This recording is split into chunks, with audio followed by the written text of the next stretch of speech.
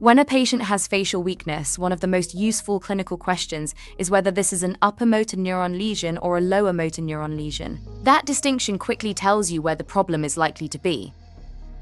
An upper motor neuron facial lesion sits above the facial nucleus, usually in the motor cortex or along the corticobulbar fibers heading toward the pons. In practice, that causes weakness of the lower face on the side opposite the lesion, while the forehead is spared because the upper facial muscles receive bilateral upper motor neuron input. A lower motor neuron facial lesion is at the facial nucleus itself, or anywhere along cranial nerve 7 after it leaves the brainstem. That gives you weakness of the entire face on the same side as the lesion. The forehead is involved, so the patient cannot wrinkle it normally.